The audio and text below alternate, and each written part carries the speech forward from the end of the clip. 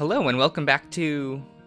I don't have a special name for this video series, but episode 2 of Ghost Game titled The Mystery of the Museum recently aired. Now, before we get into the episode for the week, I'd like to mention the head writer for Ghost Game, as I failed to do so last week. Masashi Sogo seems to be mostly known for being the head writer for adaptations, like Tokyo Mew Mew or his work on the first 214 episodes of Bleach, as that is the bulk of his work. It'll be interesting to see how well he does with an original series with Ghost Game. Getting back to the episode itself, most of this episode is focused on Hiro trying to figure out ways to gather information about his missing father and about Digimon in general, while getting to know Gamamon better. While looking for outlets to find the information he's searching for, Hiro comes across a rumor about a recent hologram ghost sighting. A mummy has been seen wandering around at night, kidnapping people. Now knowing that hologram ghosts are most likely Digimon, Hiro goes to investigate and search for answers about Digimon. With how quickly Hiro jumps to searching for information,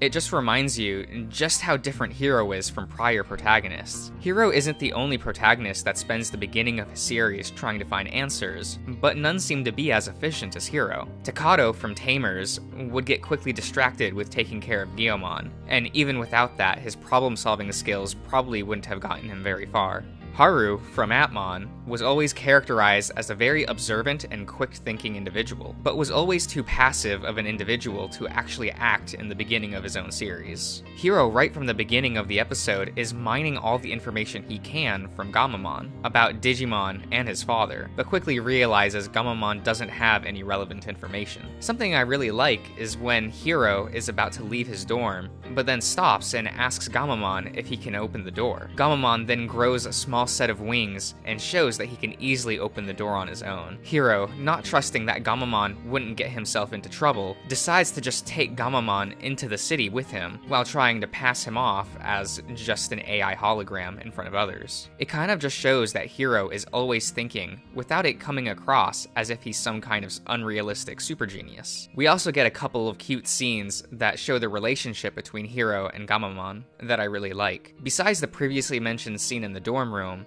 there's also a scene of them eating lunch in a park. Yes, this is just to show how cute Gamamon is, but it also shows us that Hiro is creating a sort of dictionary to translate Gamamon's baby talk. Scary meaning spicy, and champion meaning chocolate, like how the promo material described. On the note of Gamamon being cute, he makes this noise this episode. Adorable. I want to quickly mention that Ruli and Kirishiro both got some screen time in this episode. Ruli is also investigating the mummy hologram ghost, but doesn't find anything. Still, this shows how eager she is in poking her nose into everything that sounds interesting. And Kirishiro, while talking to Hiro, accidentally reveals that he may know more than he should about the recent dangers that are appearing in the city.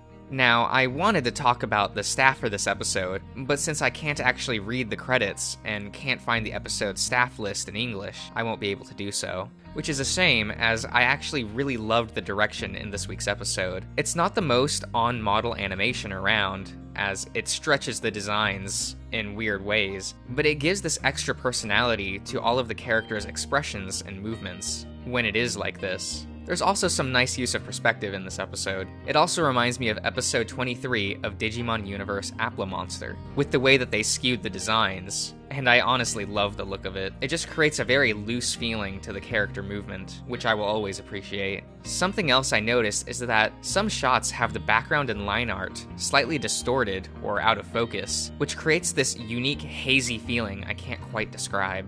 It is most noticeable during the evolution sequence. Speaking of which, we got our first evolution this episode, and it was worth the wait. From a writing perspective, I'm glad that they waited until the second episode, as it gives Hiro and Gamamon some time to form a dynamic the audience can recognize, to believe that their bond is strong enough to reach the adult level. The evolution sequence itself is also very quick and snappy, which I appreciate. I normally like a nice, long, and beautiful animated transformation sequence, but having this quick sequence makes me think the entire cast will have equal treatment when it comes to this. As I didn't like how in Adventure 2020, only Taichi and Yamato got these long, well-animated evolution sequences that got to be reused over the course of the series, while none of the other characters did. I know I haven't talked about the individual designs much, but I do really like Batel Gamamon's design, A simple but recognizable silhouette, with red being the main color of the design, while incorporating the other primary colors of blue and yellow as accents to the design.